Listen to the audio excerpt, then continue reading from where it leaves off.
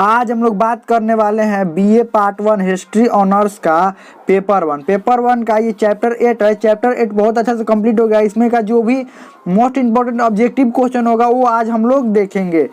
तो चलिए हम लोग शुरू करते हैं। इसके बाद ऑब्जेक्टिव क्वेश्चन होने के बाद इसमें जो भी सब्जेक्टिव क्वेश्चन होगा उसको हम लोग देखेंगे। तो चलिए हम लोग शुरू करते हैं। हम लोग का पहला क्वेश्चन है, आप इसमें कमेंट में लिखकर ये भी बताइएगा कितना क्वेश्चन आपको पहले से ही याद था।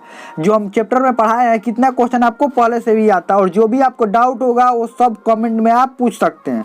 तो चलिए हम लोग शुरू करते हैं। हम लोगों का ये पहला जो क्वेश्चन है वो पहला क्वेश्चन है, चंपा कौन सी महाजनपद की राजधानी थी।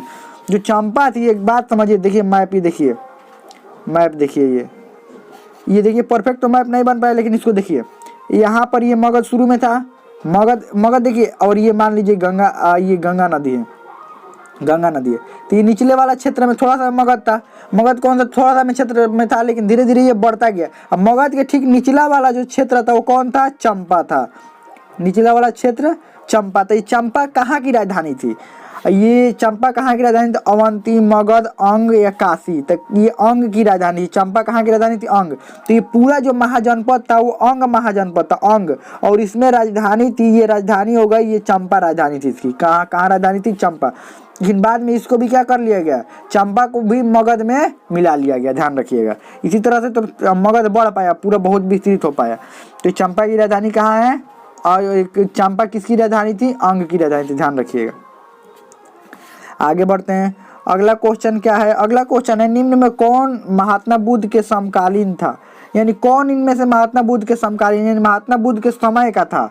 समकालीन का मतलब यही होता है कि महात्मा बुद्ध जब थे, जब वो घूम घूम कर अपना प्रचार कर रहे थे, अपने जो धर्म का प्रचार कर रहे थे, उस समय कौन इनमें से राजा शासन का कर रहा था। बिंबिसार, उदयन, चंद्रगुप्त मौर्य, डी, इनमें से कोई नहीं। तो बिंबिसार शासन कर रहा था, ध्यान रखिएगा। बिंबिसार ने ही महात्मा बुद्ध का स्वागत किया था। कहाँ पर, राजगिरी में स्वागत। जब महात्मा बुद्ध पहुंचे ना राजगिरी, तो इनका स्वागत किया था बिंबिसार। उस समय बिंबिसार की राजधानी कहाँ थी, राजगिरी। राजगिरी उस समय मगध का राजा जो था, आपसे पूछ दिया जाएगा उस समय मगध का राजा तो बिंबिसार था। राजधानी उस समय राजगिरी थी। राजगिरी कितनी पहाड़ियों से गिरी हुई है, 5 पहाड़ियों से गिरी हुई है राजगिरी, इसीलिए सुरक्षित राजधानी थी, ध्यान रखिएगा। तो महात्मा बुद्ध पहुंचे थे राजगिरी। चलिए आगे बढ़ते हैं। अब महात्मा बुद्ध को ज्ञान बोध गया में प्राप्त हुआ था, तब पहुंचे थे आपने, देखिए राजगिरी बाद में पहुंचे थे। महात्मा बुद्ध को ज्ञान प्राप्त होने के बाद बोध गया में जब इनको ज्ञान प्राप्त हुआ, बोध गया में जब ज्ञान प्राप्त हुआ तो ये पहुंचे सारनाथ। कहाँ पर पहुंचे, सारनाथ, पहला उपदेश। उसके बाद घूमते घूमते फिर कहाँ पर पहुंच गए, यही राजगिरी में पहुंचे, ध्यान रखिएगा। आगे बढ़ते हैं। अगला क्वेश्चन क्या है, अगला क्वेश्चन है, मगध के उत्कर्ष का कारण था। मगध का उत्कर्ष का इनमें से मतलब कौन कारण था, उपजाऊ भूमि थी, लोहे की प्रचुरता, हाथियों की अधिकता, या सभी। तो ये सभी कारण था। ये मगध के उत्कर्ष को उपजाऊ भूमि भी थी, लोहे की प्रचुरता भी थी, हाथियों की अधिकता, इनके जंगलों में बहुत सारी हाथियां थी। इस सब कारणों के वजह से ही ये मगध का उत्कर्ष हो पाया, इतना बड़ा हो पाया। योग्य शासक भी थे, योग्य शासक भी इसके मिले थे। चलिए आगे बढ़ते। अगला क्वेश्चन क्या है, चौथा है, विश्व में पहला गणतंत्र स्थापित हुआ था। कहाँ पर स्थापित हुआ था, काशी, तक्षशिला, वैशाली या डी, में से कोई नहीं।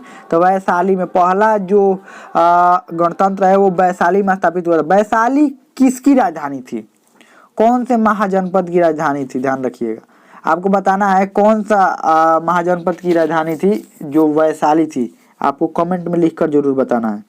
चलिए आगे बढ़ते हैं। ये पहला गणतंत्र यहीं पर स्थापित होता वैशाली में, विश्व में सबसे पहला। सारे जगह पर राजाओं का शासन चल रहा था, राजा का शासन, और यहाँ पर क्या था, जनता का शासन चल रहा था, ध्यान रखिएगा। आगे बढ़ते हैं।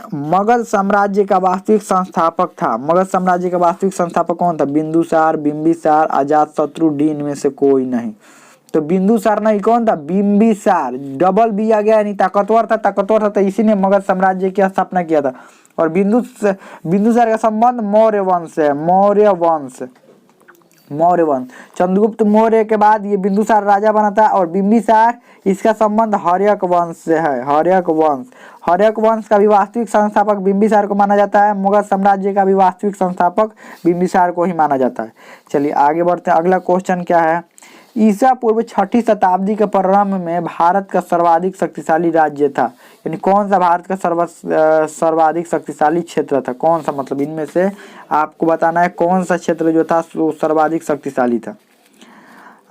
इसमें से ए है गंधार, बी है कंबोज, सी है सुरसेन, डी है मगध। तो मगध ही था, सबसे ताकतवर कौन था? मगध था। चलिए आगे बढ़ते हैं। अगला क्वेश्चन क्या? अगला क्वेश्चन है मगध की प्रारंभिक राजधानी कौन थी? मगध की पाटलिपुत्र, वैशाली, राजगिरी या डी इनमें से कोई नहीं। तो राजगिरी थी प्रारंभिक राजधानी, राजगिरी। राजगिरी से कहाँ पर आया? पाटलिपुत्र में। पाटलिपुत्र से फिर कहाँ पर गया? पाटलिपुत्र से गया वैशाली, वैशाली से फिर ये पाटलिपुत्र में आया। ध्यान रखिएगा, ऐसे हुआ। सबसे पहला नंबर में राजगिरी बना, पहला नंबर में राजधानी राजगिरी था, ध्यान रखिएगा। दूसरा नंबर में पाटलिपुत्र बना, तीसरा नंबर में वैशाली बना, फिर चौथा नंबर में फिर ये राजधानी कहाँ पर आया? पाटलिपुत्र में, ध्यान रखिएगा। तो इसका आंसर हो जाएगा प्रारंभिक राजधानी राजगिरी थी। चलिए हम लोग आगे बढ़ते हैं। हम लोग का अगला क्वेश्चन क्या है? अगला क्वेश्चन है अजातशत्रु के वंश का क्या नाम था? यानी अजातशत्रु किस वंश से संबंधित था? क्वेश्चन यही कह रहा है। मौर्य वंश, हर्यक वंश, नंद वंश या डी गुप्त वंश। तो जो अजातशत्रु था वो हर्यक वंश से संबंधित है। ये आप लोगों को भी पता है। अजातशत्रु किस वंश से संबंधित था? हर्यक वंश से संबंधित था, ध्यान रखिएगा। आगे बढ़ते हैं। अगला क्वेश्चन क्या है? गौतम बुद्ध के समय का प्रसिद्ध वैद्य जीवक किसके दरबार से संबंधित था? किसके दरबार से? बिंबिसार, चंद्रप्रद्योत, प्रसेनजीत या डी इनमें से कोई नहीं। तो बिंबिसार के दरबार से संबंधित था। बिंबिसार का ये वैद्य था, लेकिन बिंबिसार ने किसके पास भेजा था? चंद्रप्रद्योत की सेवा में भेजा था। किसको? जीवक को। जीवक ने चंद्रप्रद्योत को ठीक कर दिया, जो कि अवंती के राजा थे। अवंती के शासक थे चंद्रप्रद्योत। और बिंबिसार कहाँ के? मगध के शासक थे। बिंबिसार नहीं, जीवक को भेजा कि जाइए चंद्रप्रद्योत को ठीक कर दीजिए। तो चंद्रप्रद्योत को ठीक कर दिया। अवंती और मगध का उसी समय से मित्रतापूर्ण संबंध हो गया। चलिए आगे बढ़ते हैं। अगला क्वेश्चन है कि शिशुनाग वंश की स्थापना किसने किया था? महापद्मनंद, धनानंद, शिशुनाग या डी इनमें से कोई नहीं। शिशुनाग वंश की स्थापना शिशुनाग ने किया था, ध्यान रखिएगा। शिशुनाग वंश की स्थापना शिशुनाग ने किया था। इसमें और भी अभी ऑब्जेक्टिव क्वेश्चन है, तो हमें तो समझ में आ गया होगा। और इसमें जो भी डाउट हो, जो भी क्वेश्चन आप कमेंट में पूछ सकते हैं, हमें तो समझ में आ गया होगा।